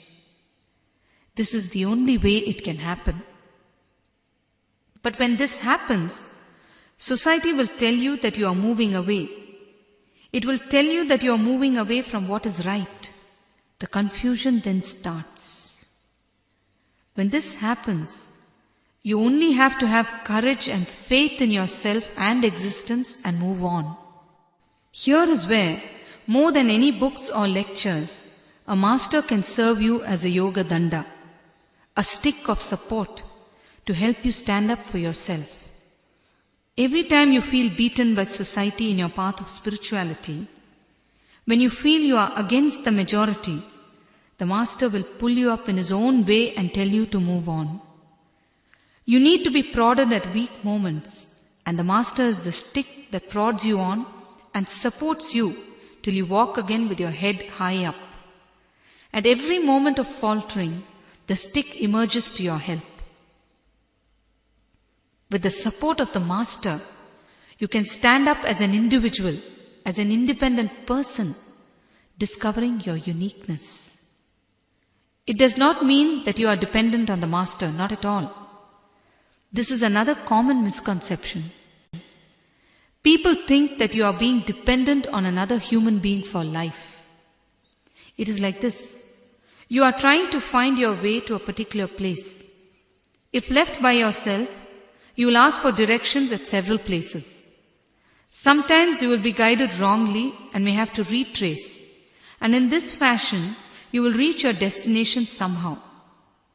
It may take you a long time to do so, but you will reach. But what if you have a map or a guide? You will be able to directly reach your destination without any loss of time, is it not? Does it mean that you are dependent on the map or guide? No. It was just a quicker way of doing things, that's all. In the same way, a master is a guide who knows the way, who has already been to the place you are searching for and is available to guide you there. When you have dedication alone, you will no doubt work hard towards reaching your goal. But when you have dedication with courage, you will take a leap towards your goal. And this courage will come if you stop looking at others and look only into yourself. If you stop comparing yourself with others and watch yourself with awareness at the subtle changes happening inside your system. You need to stand up with courage of conviction in your own path. Courage of conviction will happen in you only when you are strongly centered in yourself without comparing with others. Society is waiting to pull you into the familiar patterns that it knows, into the miseries that it is familiar with and can handle, into the well-trodden path and the worn-out path. It is very easy and does not require courage to fall into this path. But to tread the lesser-trodden path of spirituality requires courage. When I say courage, I don't mean ordinary courage. I mean total courage. To wear gypsy beads does not require courage, but to wear Rudraksh beads requires courage. I give Rudraksh beads to devotees who wish to wear them. The Rudraksh beads are nothing but energy storehouses. They store the cosmic energy for you. They are like a battery house, and they recharge you when you get into a low. But society sees these beads as clear signs of sannyas. They see them as something worn by renunciates without even understanding the meaning of renunciation. They condemn people who stay in family life and wear Rudraksh. But when they see the Rudraksh beads on idols or sadhus, they are happy and they pray to them. So many of my young devotees come and tell me how their families react to them to wearing the beads. All these gossip mongers will talk endlessly about it and spread stories about them. Is it not absurd? When they pray, they are praying to the cosmic energy. But when the same energy is available to them in simpler forms, they are not ready to take it. They pray to it, but run away from it. If you deeply analyze this, it will seem so absurd and nonsensical. They see themselves as so distinctly different from God. That is the whole problem. They are not ready to accept that they are God. Now I tell you, whether you know it or not, whether you accept it or not, whether you like it or not, whether you believe it or not, you are God. This is the underlying basis of the Vishuddhi Chakra also, discovering your own unique self and infinite energy. When your courage grows, society automatically fades into insignificance. When your courage is low, society assumes power over you. It is all in your mind. How much power you give to society, that much power it will have over you. Never blame society for anything. The choice has always been yours. Due to sheer lack of courage, you choose to go with what society says. You choose to pull and push by comparing and trying to beat one another, and then you blame society for it. It is the most absurd thing that you can ever do. Remember, the choice is always yours. Just function with awareness, and infinity will simply open out. When it does, you will feel afraid because you are not used to it. You are not used to seeing such open space before. You are used to seeing boundaries all the time. Now you are not able to see the fence anywhere. You start getting apprehensive. You immediately think that you have entered the wrong space, and reality seems too much to digest. You start feeling insecure. You start feeling like going back to the warmth of your past beliefs and illusions. You feel you have made a big mistake by not listening to society when it told you that you were going on the wrong path. You start doubting, and then doubting the doubts as well. Life suddenly seems shaky. You don't know where you are heading. You feel like a lonely child left in the middle of a desert. It is in times like these that you need to remember that existence is always with you, and that your courage needs only to mature and go hand in hand with faith upon existence, and then everything will be all right.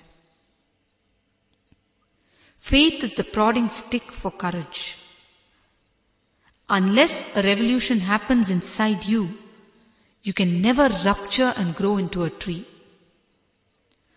Most of us remain a seed and die because of lack of courage. We always try to dissect the seed to find the fruits and flowers. Will it ever help? No. The seed has to rupture to grow. Similarly, when a radical change happens, when a revolution is created in man, he will rupture and grow. All meditations are nothing but techniques to make the seed rupture. And when you start rupturing, all your priorities start changing. What was important before becomes no more important. Only the things that nurture your being will seem important. Your whole attitude will change. Your whole presence will change. Your presence will automatically lure people to you, although they might not approve of it. The radiance felt in your inner core will attract them with deep curiosity. While society will criticize you for your changed attitude, it will start finding your presence distinctly different. When the transformation is happening, just utterly ignore anything from the past. The past will again and again try to pull you into familiar patterns and deep bondage. When you listen to the words of others, you are allowing yourself to be in bondage. Just decide and hold on to the ecstasy and conviction of the transformation happening inside you.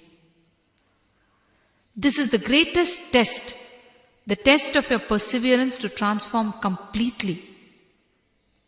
Just hold on until the transformation is complete and mature. Understand this one thing. There is a cosmic energy that fills this universe, and there is an energy that fills you. Spirituality is all about establishing a live connection between the cosmic energy and the energy in you. When your individual consciousness merges with the universal consciousness, you become enlightened. Just a desire to get enlightened will not do. It needs to be a conscious decision. See, ordinary desires are nothing but greed. that don't really propel you towards your specific goal. A conscious decision is what will make you work towards achieving it. People don't understand these things properly and simply talk at a superficial level. When you don't understand, you misunderstand. But you think you have understood, and there starts the problem. Spirituality is a science that gives a deep understanding of our body, mind and spirit. When you enter it with awareness, the outer world will slowly dissolve. When people see you from outside, they will think that you are renouncing. Only you will understand that you are not renouncing anything. The outer world things are simply dissolving on their own. The illusion disappears and you become dehypnotized. At one of our programs, I asked how many of them thought that I had hypnotized them. Out of a group of 80, 3 of them lifted their hands. One of the ladies who was sitting next to the girl who had her hand raised laughed at her. I asked her why she was laughing. The girl was honest enough to lift her hand. I am sure out of that group, many of them would have been tempted to lift their hands, but they didn't, fearing what I might say. Anyhow, 3 of them lifted their hands. I told them that I had not hypnotized them, but actually dehypnotized them. They have started feeling the clearing of Maya or illusion. But what happens is, you're so used to being in a state of illusion that if it starts clearing, you think something has gone amiss. The problem is when too much truth is told to people and understanding dawns, a certain fear sets in. The comfort they were enjoying under the covers of ignorance suffers. See, in whatever quantities your ignorance dissolves, in that much quantity you become possessed by God or existence. Any effort that you put in your everyday life should be directed towards emptying yourself so that you may be filled with existence. Everything else is just incidental and trivial in life. Just remember this. Every breath of yours should be towards increasing your awareness and consciousness. Only then have you really made a conscious decision to experience existence or God. If this firm resolve is not happening in you, then you are still pretending to seek, that's all. You are simply cheating yourself. Don't for a moment think that you are cheating others, you are cheating yourself. To turn your steps from outwards to inwards is the first step. That moment of taking the U-turn is the most significant moment in your life. And mind you, your awareness will tell you that you have taken the U-turn. Till then your mind would have been giving excuses and more excuses, citing people, situations and outer world circumstances. Citing all these as reasons for not being able to integrate yourself. Once you take the U-turn, all these will fade into insignificance. They will slowly lose their prominence. They will be there, no doubt, but you will be steadily progressing, taking them in your stride. They will help you become a more effective watcher as they play their parts meticulously. Taking the first step or the U-turn is what is the most difficult thing. When you take the U-turn, half the job is done. You then become more malleable to the ways of existence. When you take the U-turn, everything becomes meditation. Whether it is walking or talking or singing or dancing or simply putting your clothes on or taking them off, everything becomes a meditation and is done with increasing awareness. You will simply watch yourself doing these things and slowly understand that the whole world is an illusion. When you take your first step inwards, you have in effect taken a leap because the first step is the real leap. Until then, you only philosophize. You convince yourself and others that you are seeking, and you get more confused with lesser determination day by day. But when you take the first step, you are ready to win yourself. To win others is very easy. Just a few weapons, or use your tongue and simply tear them apart. That's enough. But to win yourself takes real courage. This Vishuddhi Chakra is all about winning yourself. When you look inwards, you are ready to win yourself. Of course, when you are on the path inwards, there might not be anything tangible to the people around you in what you are doing. Only you will know that everything is happening inside and not outside. Only you will be aware of the revolution that is happening inside you. Only you will be able to tell the growing intelligence inside you. People around you will not be able to understand the experiences that you are enjoying. I tell you, never try to convince anyone that you are evolving inside. You may share your experiences with your spiritual friends who will be able to match your wavelength of thinking. But if you try to share these experiences with other people who are blissfully oblivious to the inner journeys, you will land up in deep misery. Just let the experiences happen in you.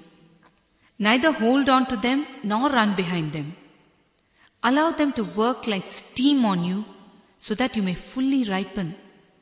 If you hold on to them, you will stagnate at some point and miss the whole thing. Remember that all these experiences are telltale signs that you are well on your journey inwards. They are like signboards that you see on the roads.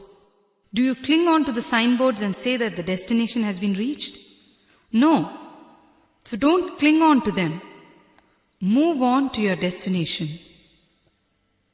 A total commitment and determination is needed, and this will come automatically to you when you are ready. When you are ready to drop your mind, that is society, and live with your heart. When you are ready to stop pointing fingers at others and point to yourself, come what may. When you understand experientially that your mind is societal and your heart is natural.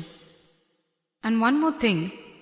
When people ask you for proof of your experiences, just understand that there is no need to prove to them.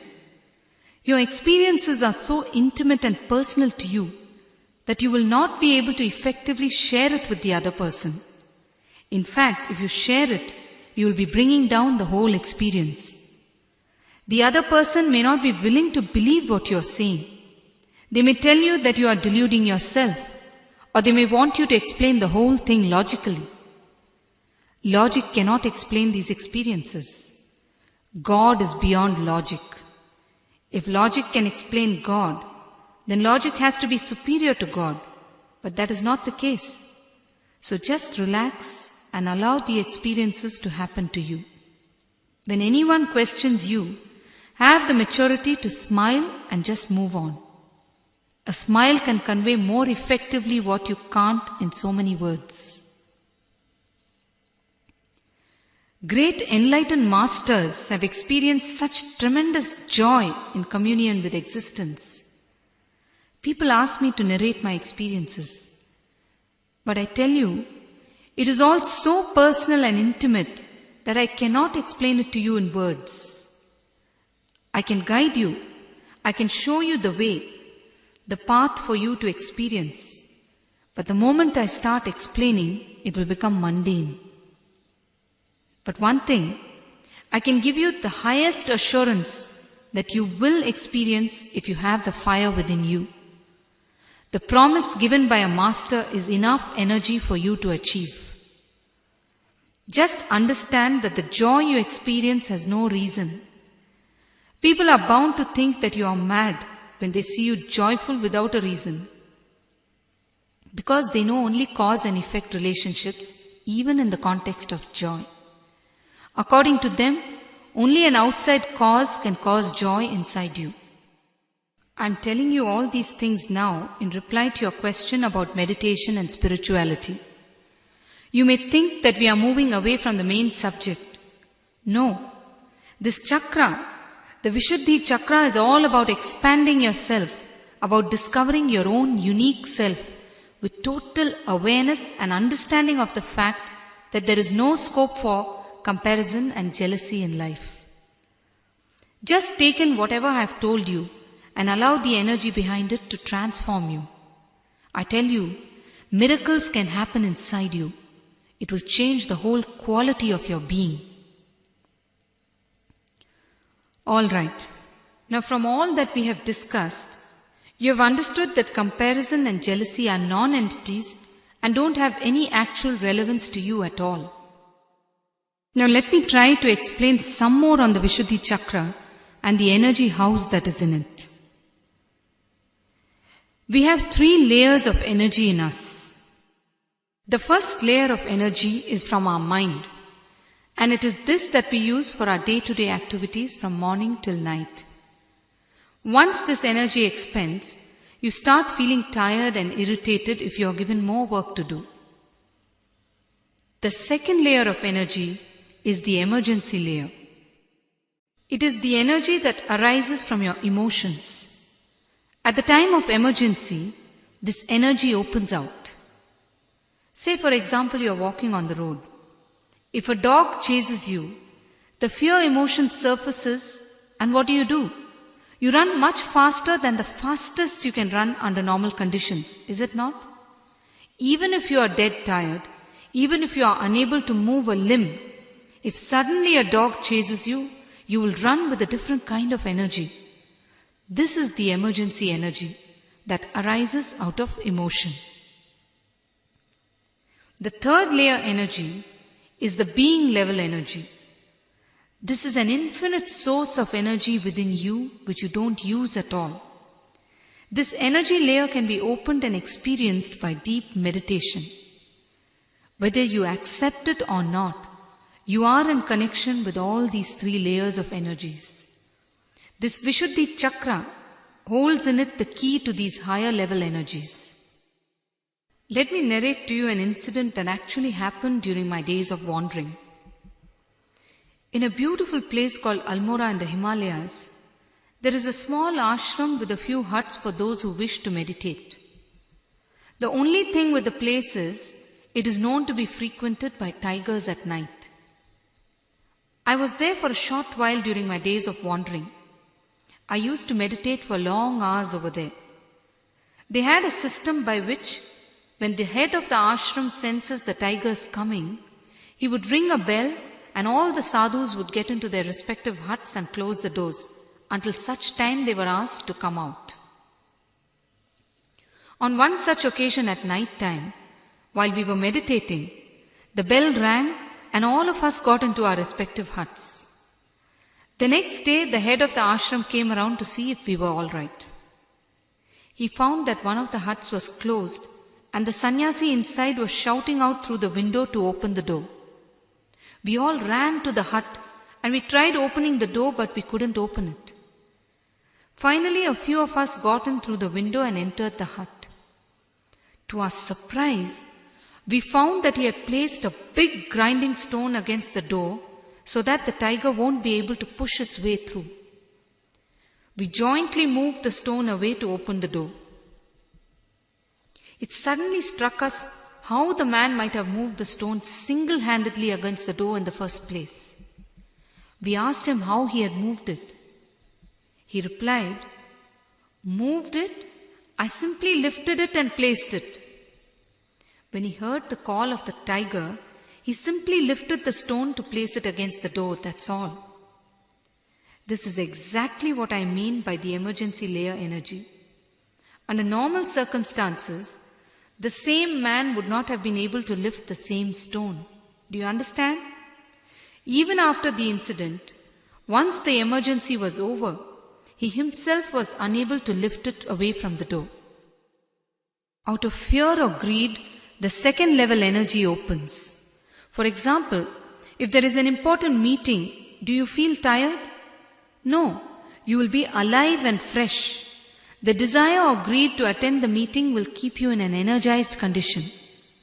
The Vishuddhi Chakra is the door through which all these layers of energy can be opened out, but you are not aware of it because you have not used these layers effectively in a long time. It is like this. In all harbors, there is a place called a boat jetty where the boats are kept. It is commonly said that if the boat is kept in the jetty for long without sailing, it forgets that it belongs to the water. In the same way, because you have not used the third layer of energy for a long time, you forget that you belong to it or it belongs to you. Meditation can open out this third level energy for you. If you keep this chakra in a cleansed condition, you can scale great heights in the outer world and great depths in the inner world. When you have low self-esteem or jealousy, this chakra is locked.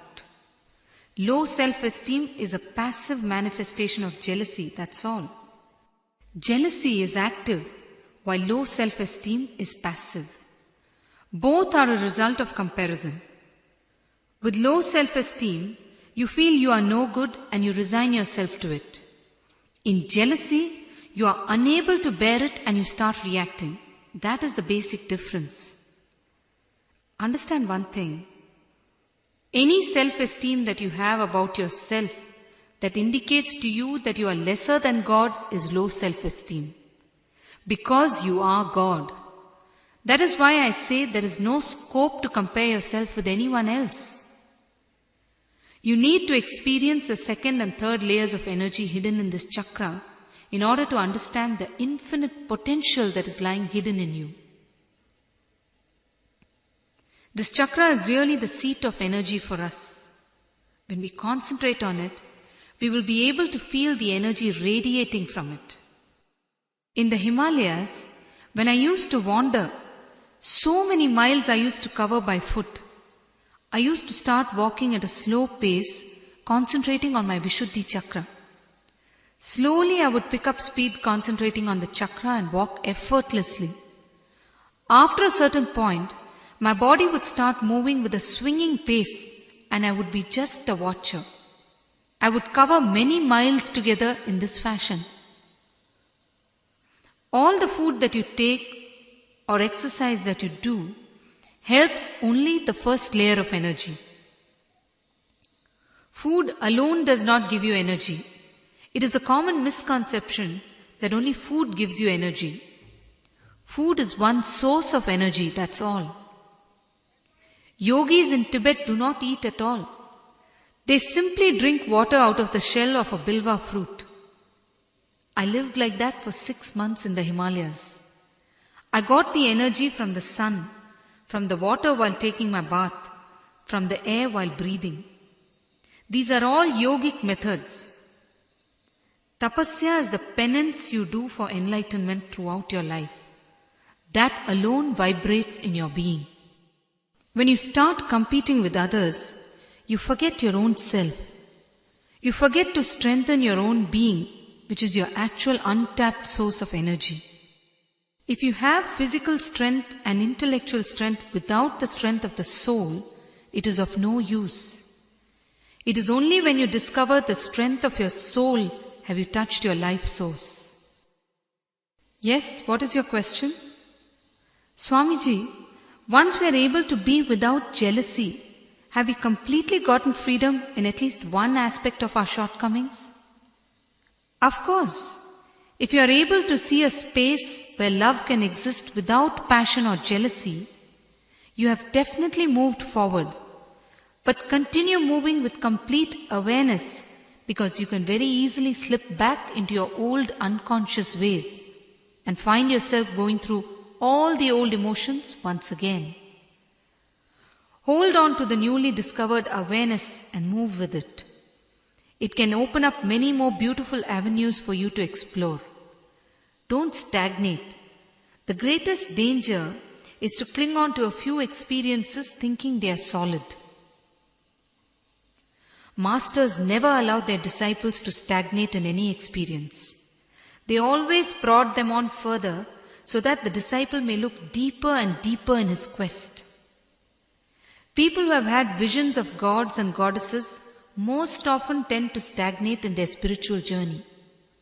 They feel there is nothing more to be seen and therefore stay right there, holding on to that experience. This should never be allowed to happen. You see, until you have reached the state of eternal bliss, you can hit the rock bottom at any time. So remember that and nurture your awareness continuously to take you to realms of deeper and deeper understanding. Understand one thing. The work of a master is so delicate. He has to handle each and every one of you with utmost care and delicateness. He has to see in which way each of you will grow and make you flower in that way. Each of you has been through so many lives and have accumulated so much of ignorance. He has to work through all that and wake you up. And remember one thing. Life offers plenty of solutions, but there is always something that fits you best. The intelligence lies in finding out that. When you apply your own intelligence and find it out, you will enjoy the benefits of it. Whereas, if you start looking at others and start applying their solutions to yourself, you will lose track of where you stand. A small story. An old woman was going about dusting her old house in a remote village. Suddenly the door opened and a young salesman walked in. He spoke excitedly when he saw the woman dusting. He told her that he had many gadgets that would help her to clean her house. The old woman said, "But..." The man interrupted her and pulled out a lot of rubbish from a bag and put it on the floor. The old woman tried again. "But..." she said. The man told her to stand by and watch. He pulled out a device and explained, "You see this machine? It will clean any amount of dust in no time. It is so light in weight and therefore very easy for you to handle at this age. Let me demonstrate for you." The old lady tried again. "But..." she said. The man interrupted, "Just show me the plug point." The lady finally said, "But electricity hasn't yet reached our village." In life, we need to be able to figure out what suits us best. If we are clear about this, we will grow without a worry. But most of the time, we covet and apply others' solutions to ourselves and then feel unhappy. If we are clear about where we stand and what we need, we will grow steadily. Even setbacks in this way of living will only be ones that teach us how to function more intelligently. In this way, you function with your own intelligence, and so it becomes an experiential understanding. When you simply follow another's solution, there is nothing happening inside you. You're simply operating from your own periphery. When nothing happens inside you, you cannot grow. Remember that. When I say that you cannot grow, I mean you don't evolve from within. Material benefits may come, but you remain dead inside. And remember one thing, only when you grow from within, you are really growing. Don't get dangerously caught in the outer world races. Just see them as mere play and play them well. Material benefits are needed for survival, but all these should remain in the periphery. Your inner core should grow steadily. It is this that will guide you in your play outside. When you learn to tap your own intelligence, you will see how irrelevant it becomes to be looking at another's progress or activities. You will see the absurdity of the whole thing. As your intelligence grows, you will understand that each one has to run his own race and not against each other. The real race is towards discovering your infinite intelligence. Where is the scope for comparison to come in? The process of discovering your infinite intelligence is what life is all about. That is why I always say, life is the path and not any goal. As your intelligence grows, you will become more joyful and you will be able to play the game of life more effectively. So stop comparing and start discovering. Start discovering the source of your real growth. The Vishuddhi Chakra is the seat of higher creativity. When the energy of this chakra is unlocked, you will see that a tremendous flow of creativity becomes available to you. When you change the quality of your being, naturally the quality of your doing also changes. Whatever you do with greater efficiency, greater creativity. As a result, the quality of your having also changes. You will be happy with whatever comes your way, and you will see that material wealth and success flows towards you naturally. So drop comparison and return to your being and discover eternal bliss or Nityananda. It is time now for us to enter into the meditation technique for the Vishuddhi Chakra. This technique is called the Shakti Sagar meditation. It will make you understand experientially how you can harness the tremendous energy source that is available to you through the Vishuddhi Chakra.